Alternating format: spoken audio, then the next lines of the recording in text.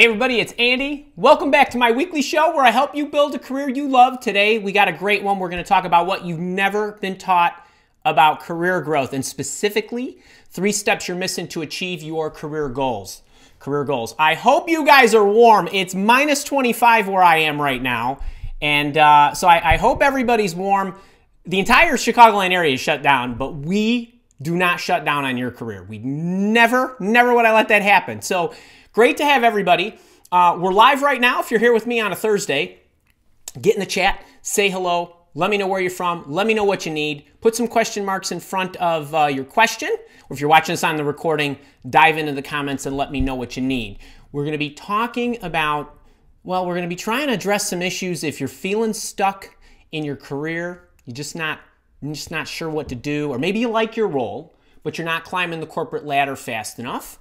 Or maybe you just want to make a change. Maybe you want to make a change and you're not sure how to do that. So if that's you, this show today's for you. We'll have a great Q&A at the end, but I want to welcome everybody back. I've been with my boot campers for the last couple of weeks, and it's nice to be back with my community. Now let's get right into one thing you've never been taught about growing your career. I'm not even going to keep you in suspense. Fact of the matter is, rarely will you ever have been taught about how to manage your career and how to grow it. Think about this. Many of you went to school, you learned a trade, and then you got a job, and then on the job, you learned on-the-job training that helped you get better at your trade. But how many of you have actually taken a class or a curriculum about how to grow your career? If you have, or not, yell at me in the chat there. Let me know, because think about that there's really not a lot of that out there. There really isn't. Now I have something for you that's going to be starting in a couple weeks. But all truth aside, most people have never taken any kinds of classes or been taught about how to manage their career. So today I'm actually going to give you some of my techniques and the principles that I've used and a little bit of the formula of how I've grown my career, and you can use the same techniques to amp up yours. So we got a lot of good stuff, and we're actually going to start with what the problems are, because you got 3 problems with growing your career. You need to be taught, you need to practice, and you need to create time in your schedule to be able to practice.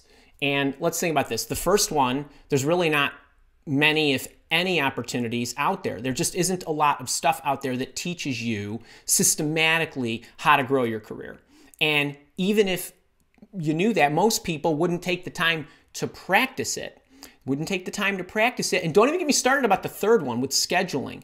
I know everybody's busy. It's very difficult to create space in your schedule to practice this stuff and the things that you really need to do in order to grow your career. So think about that. If you agree with that, if you agree with especially the scheduling part, give me an amen in the chat. I know it's Thursday or maybe it's Tuesday when you're watching this, but let's get into this. Let's get into this a bit. So think about what you guys are probably going through. There's probably a lot of, well, I'm not sure what I want to do, or I've tried it and it didn't work, or I'm not really learning anything at my organization, or maybe there's not really anywhere to go within my organization.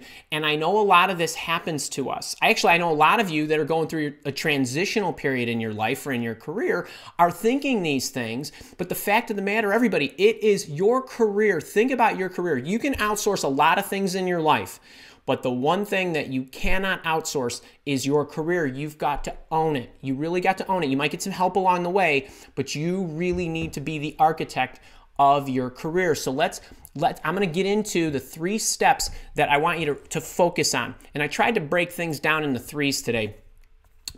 And we're going to zip through the first couple, and we're going to spend a little more time with the third. One thing, I want to take a sip of my coffee, and I want you guys to know, for those of you that follow me in my coffee mugs, I don't know if you can see this, but how awesome is that? Can I help you? There's me in my buffalo plaid shirt when I started off the coffee mug bonanza that I was doing, and there's me sitting in front of the monitor just waiting for you to ask me questions.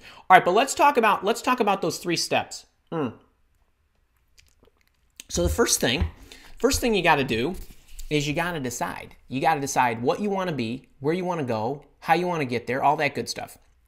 Now, on the deciding part, if you've been following me for the last few weeks or longer, we did a session and I rolled out a video a couple weeks back on how to choose the right job. So basically, how do I choose the right job for me? What's the process that I should go through? I threw in a wonderful tool in that video. That's the first place I would spend some time. And that link is in the description. That link is in the description, and I'll also put it in the, in the card up here on the recording for those that are watching this at a later date. But the first thing is you got to decide, right? That's not such a wacky concept. It may seem common sense, but we all know common sense is not always common practice. And I know a lot of you, because I have this with my one-on-one coaching clients. We have people in my job search bootcamp who really struggle with, what should I do to make myself happy and enjoy and serve the community or the world? And think about your vision is limited to what you've experienced or what you've researched. So there's loads of possibilities out there. And while I know that can be confusing, I need you to spend some time working it. And speaking of vision, the second thing that you got to do is you got to have some.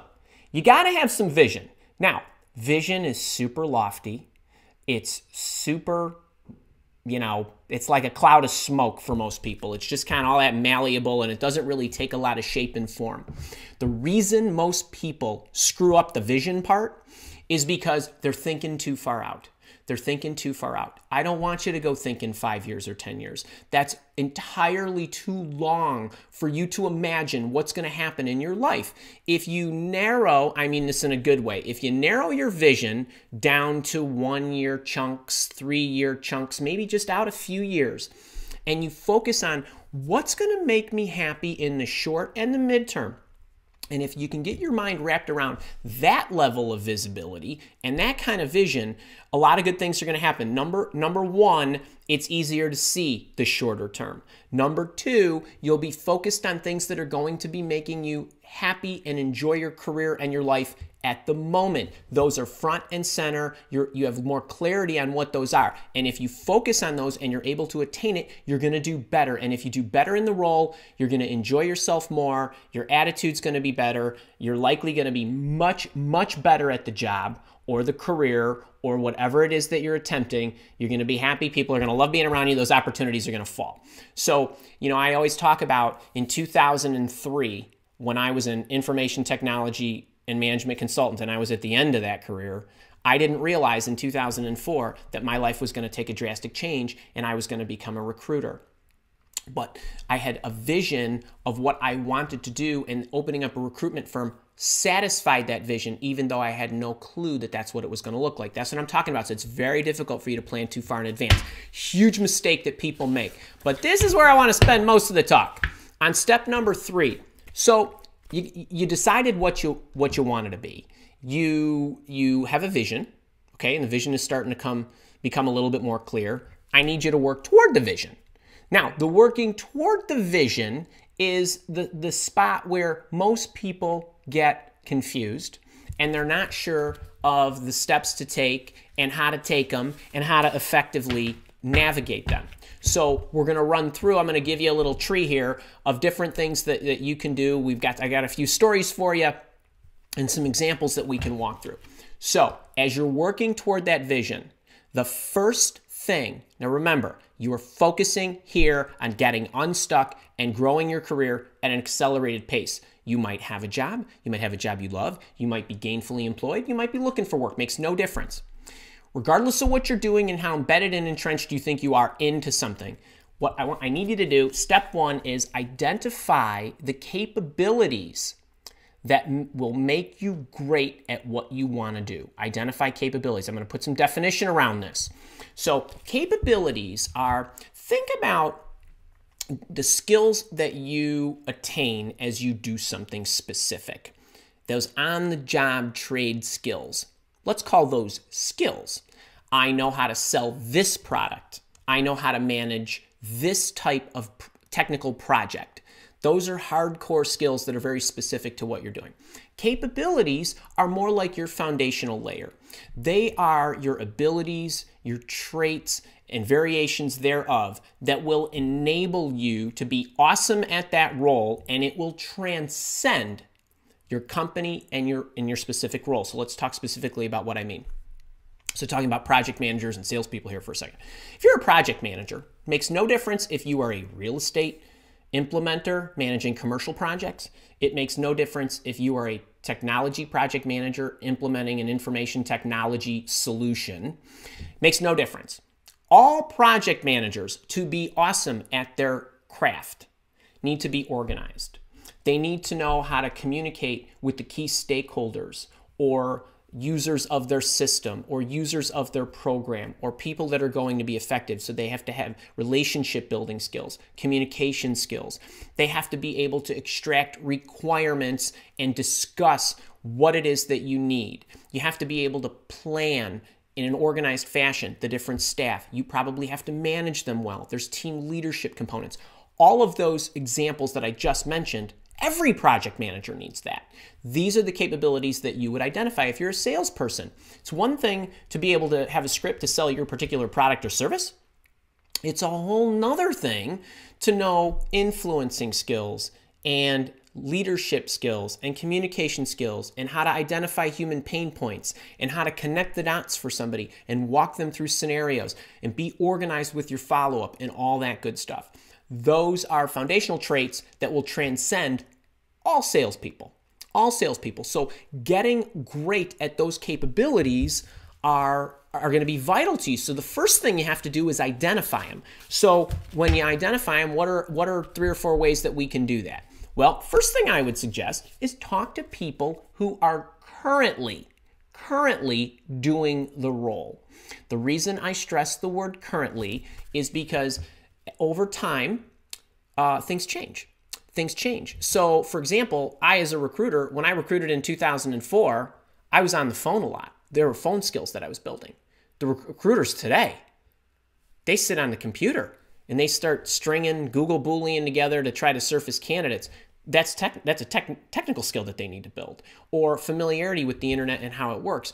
So you would be better. Well, I didn't retire in 2004. I mean, I still recruit. But my point is, you want to talk to people who are currently doing that function because they are going to understand the most appropriate and current capabilities that you need to develop. So the first place I would go is people. Second place I would go is another person. We like to call him Mr. Google. Now, you might laugh, and I know this sounds funny, but I'm guessing a lot of you out there probably never thought to go to Google and ask Google what capabilities make the best, insert whatever you are here. So I once coached a chef. And on a number of things. One thing that I did to do my homework to be ready for the chef was I went to Google and I typed, what capabilities make a great chef? And there were a lot of capabilities that came up that I would not have anticipated. Jotted them down, and I was able to more effectively to coach him. But try that. You will be amazed at what you find, not only in terms of blog posts and articles. There'll be videos. There might be some gurus you want to follow. We're going to get to that one in a second. The other thing I would do is I would observe. You got to keep the noodle on. So make sure that you're watching, you're taking notes, you're seeing what's working, and you are diligently capturing areas that you need to improve, And I'm not talking about wholesale weaknesses here. I'm not talking about the technologist who realizes that she's not great at sales and oh my goodness, I got to get good at sales. No, I'm not talking about that. If you're a technologist and you like piecing things together and you like the puzzling aspect and building it and putting it together and architecting it and all that good stuff, cool, focus on that. But there are going to be elements of you being able to do that effectively, like design a good project plan to make sure or estimate appropriately about how long certain activities are going to take you. Stuff like that. You're going to need to be able to get better at those if you want to be awesome at your trade. The other thing that I love to do, I have a Franken mentor that I like to say I have. I'm constantly trading out Frank's arms and legs and fingers and toes. The head kind of stays the same, but build yourself a Franken mentor. So what do I mean by this? Well, it's never been easier in the history of life to be able to find people who are willing to share their knowledge with you. You all are sitting here in the chat going crazy. I love this. I'm happy to share my knowledge with you. Some of you take it for free. Some of you enroll in my programs. All of that's great. But there are people like me who are specialists at their craft. Now, if you're a salesperson and you're trying to build a Frankenmentor together, you might need somebody who's really good at how do you sell, selling tactics. You might want somebody who's really good at leadership, John Maxwell. You might want somebody who's really good at influencing and psychology, and Daniel Gilbert, and so on and so forth. And so you can piece all this together and start following these people, and then identify the ones you like, whose style you like, whose information you feel is benefiting you. Subscribe to their blog, get their book, go listen to them speak, listen to their podcast, whatever it might be. But assemble a Frankenmentor that can support that. I have a number of people who help me do this, meaning, that have taught me certain capabilities that I needed to do. And we'll talk a little bit about that in a minute. All right, now, you gotta be able to practice this stuff if you wanna get better. Being able to do your job well is expected. That puts you at about ground zero. Everybody should be able to do their job well. If you don't do your job well, you're gonna get fired. So we don't want you going in that direction. We want you going up. So what do you gotta do? You got to proactively, deliberately, thoughtfully, and any other word you can think of, schedule time to put the stuff in your schedule so you can practice these capabilities. These capabilities, as in proactively schedule, as in not do this, as in not reactively. How many of you are out there nodding right now, laughing your butts off at me, going, Andy, you knucklehead, my boss is on me all day long, yelling at me, I got to do this, I got to do that. I know you're out there. I know it happens. Kara's probably one of them. But all kidding aside, I get that a lot of you are at the mercy of what your boss tells you to do. I totally get that. I totally get that. And a lot of you are in service. What about the customer service rep who's on the phone from 8 to 5 and takes the hour break for lunch, but is answering calls and servicing customers all day? I get that there are a lot of different types of jobs, and you all have different types of schedules, and not all of you are 9 to 5ers, and not all of you have what we call calendar control. But do you take a coffee break? Do you take lunch? Maybe you take lunch with your teammates. Maybe you have a little team time at 2 o'clock in the afternoon for coffee. Can you go at 5 o'clock or 6 o'clock or whenever you get off work and have a cocktail? I mean, I know all of you have different lifestyles, different family needs and all that good stuff. But could you put a little effort in to grow your career, right? I don't think that's asking too much. And you know what? If you are here with me today, I know you want to grow your career. So I challenge you. Be creative. What about this? I spent 5 years, actually I spent like 15 years. I spent 5 years with a lot of train time, with a lot of flight time. So I spent a lot of time flying for one of the companies that I worked for. There's all kinds of stuff. There's weekends, folks. There's nights. There's early mornings. There's all kinds of stuff that you can do to squeeze in your practice time. Now, one thing, I got an acid test for you here. I know you guys love the challenges because I know a lot of you are still emailing me about my 14-day challenge that we did at the end of last year and earlier this month. But I'll tell you what, here's a little test for you. When I start coaching somebody, now I have different types of one-on-one coaching that I do. I have job search coaching, which a lot of you contact me about, and there's a program there and a protocol to that. I also have leadership and high performance coaching. When I help somebody on the leadership and high performance side of the equation, that's somebody who wants to get better in their career, accelerate, and so forth. First session, first thing I ask for, because they always say, well, what do you need? What background material? Give me a copy of your weekly schedule. Give me a copy of your weekly schedule and let me look at it. And this is after we talk a bit about, we've probably talked on the phone to get ready and what their goals are and some of that stuff. And then we get down to brass taxes. First thing I say is send me your schedule. And you want to be a speaker, or you want to be a trainer, or you want to be a whatever. Where on this schedule is practice that? Where on your schedule is learn how to email market? Where on your schedule is learn how to write a speaking contract? Where is the stuff that you are going to need to do to achieve those goals?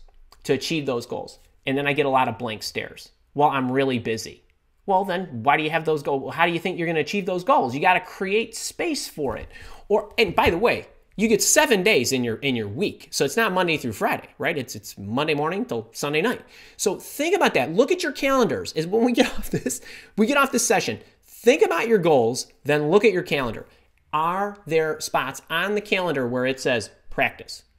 All right, speaking of, you got to practice. Now, practice comes in different forms.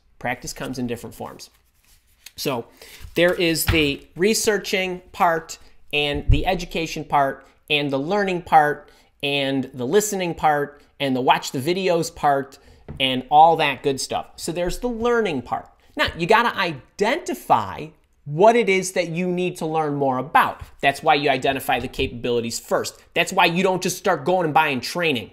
If you're a salesperson, do not run out and go buy sales training. That's not the first thing you should do. The first thing you should do is figure out what you need to be great at, and you need to figure out where your gaps are in that.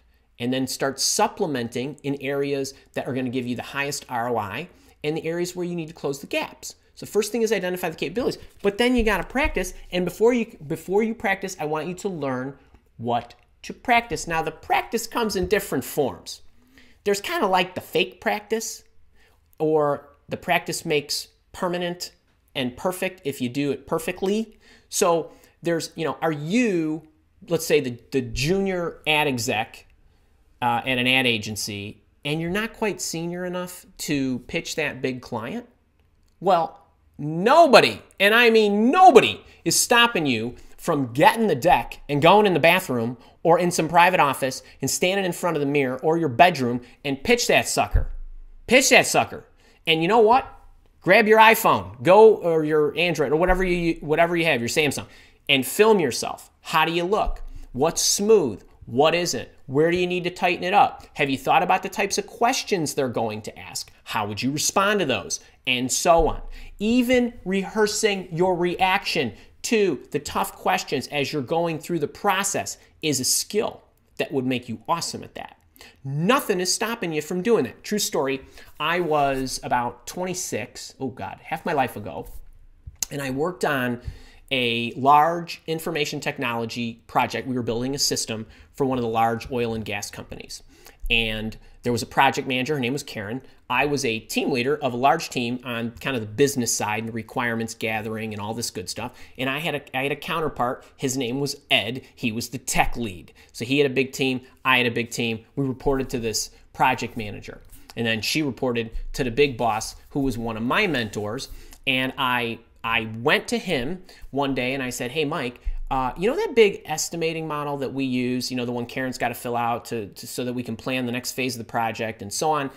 He said, yeah. I said, can you send me a copy of that? He says, sure. What, you need it for anything in particular? I said, well, no, I just want to educate myself. I want to kind of get familiar with it. I mean, I know it's kind of the next level for me.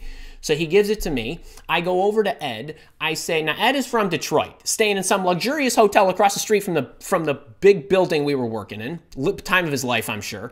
And I said to Ed, hey, Ed, what are you doing for dinner? Knowing full well he probably was going to work. He says, nothing. I'm just going to keep going until I get tired. I'm going to go home and get room service. It's okay, fine. You know what? Grab your coat. Let's go down to the bar and grill. My treat. He said, you're on. Gets up, starts walking, out his cubicle. I said, hang on. Grab the binder. Grab the binder, the big tech binder with all your stuff in it. And he's like, oh, what do you need? What for? So listen, don't worry about it. Karen's going to ask you for this information in 4 or 5 days. You're going to need to pull it together anyway. Just bring it. Come on, my treat. I'll buy you whatever you want. Great. We go to dinner. We talk about stuff. I ask him about his side of the equation, stuff I wasn't really familiar with. I leave. Thank God he only ordered a hamburger and fries. I go home. I Jerry Maguire this work plan together. I come in the next morning, 6:30 a.m. I print the summary sheet out for my boss's boss. I leave it on his desk, and I write him a little note that says, hey, Mike, I wanted some practice. I took a shot at this. I gave you only the summary sheet. if there's something that looks out of whack or whatever, can you let me know? Because then I'd show you my work and maybe you can give me some pointers. Ange. That's what he used to call me, Ange. I signed it Ange.